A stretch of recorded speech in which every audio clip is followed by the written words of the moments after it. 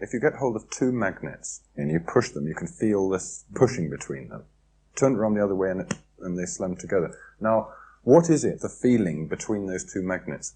What do you mean, what's the feeling between the two magnets? There's something there, isn't there? I mean, the sensation is that there's something there when you push these two magnets together. Listen to my question. What is the meaning when you say that there's a feeling? Of course you feel it. Now, what do you want to know? What I want to know is what's going on between these two bits of metal. Magnets repel each other. And, well, then what does that mean, or why are they doing that, or how are they doing it? You're asking. I must say, I think that's a perfectly reasonable question. Of course, it's a reason. It's an excellent question. Okay. But the problem that you're asking, you see, when you ask why something happens, how does a person answer why something happens? For example, Aunt Minnie is in a hospital. Why? Because she went out and she slipped on the ice and broke her hip. That satisfies people. It satisfies, but it wouldn't satisfy someone who came from another planet, knew nothing about things. First, you understand why, when you break your hip, do you go to the hospital? How do you get to the hospital when the hip is broken? Well, because her husband, seeing that she had the hip was broken, called the hospital up and sent somebody to get her. All that is understood by people. Now, when you explain a why, you have to be in some framework that you allow something to be true. Otherwise, you're perpetually asking why. Why did the husband call up the hospital? Because husband is interested in his wife's welfare. Not always. Some husbands aren't interested in their wife's welfare when they're drunk and they're angry.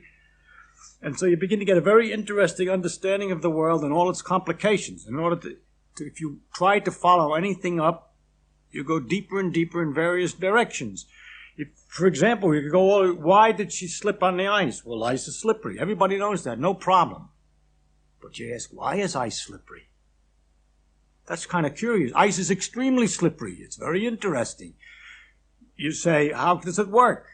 So you could either say, I'm satisfied that you've answered me, ice is slippery, that explains it. Or you could go on and say, why is ice slippery?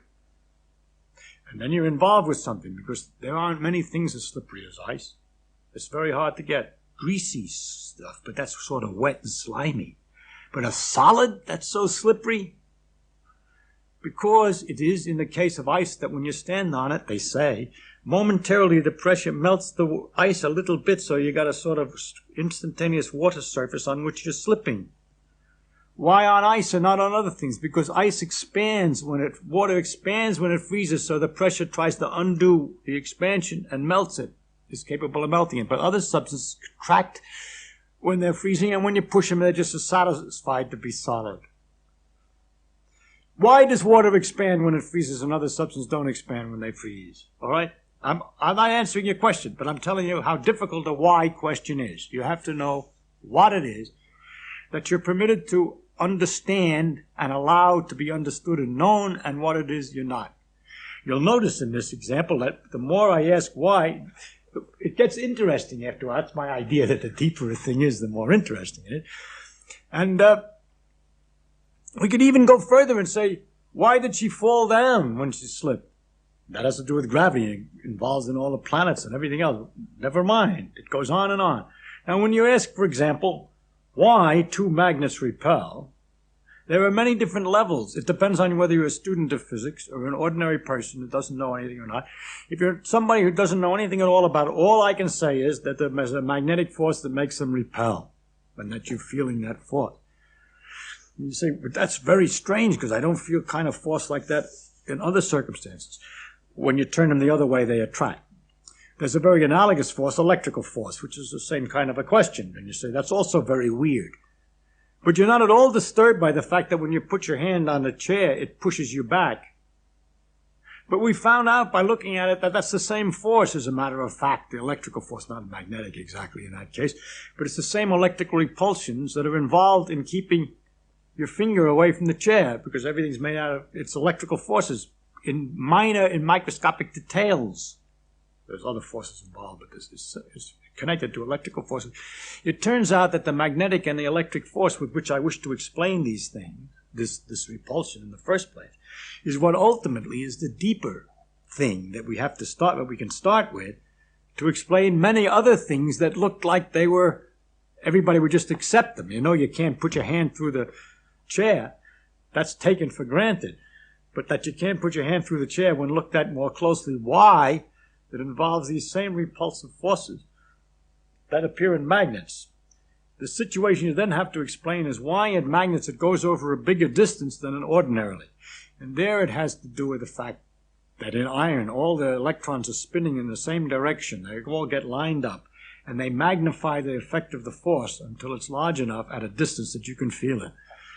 But it's a force which is present all the time and very common, and is in a basic force of almost, I can go a little further back if I were more technical, but at an early level I just have to tell you that's going to be one of the things you'll just have to take as an element in the world, the existence of magnetic repulsion, or electrical attraction, magnetic attraction. I can't explain that attraction in terms of anything else that's familiar to you. For example, if we say the magnets attract like as if they were connected by rubber bands, I would be cheating you. Because they're not connected by rubber bands, I shouldn't be in trouble. You'd soon ask me about the nature of the band. And secondly, if you were curious enough, you'd ask me why rubber bands tend to pull back together again, and I would end up explaining that in terms of electrical forces, which are the very things that I'm trying to use the rubber bands to explain. So I have cheated very badly, you see. So I'm not going to be able to give you an answer to why magnets attract each other, except to tell you that they do, and to tell you that that's one of the elements in the world of the different kinds of forces. There are electrical forces, magnetic forces, gravitational forces, and others, and those are some of the parts. If you were a student, I could go further. I could tell you that the magnetic forces are related to the electrical forces very intimately, that our relationship between the gravity forces and electrical forces remains unknown, and so on. But I really can't do a good job, any job, of explaining magnetic force in terms of something else that you're more familiar with, because I don't understand it in terms of anything else that you're more familiar with.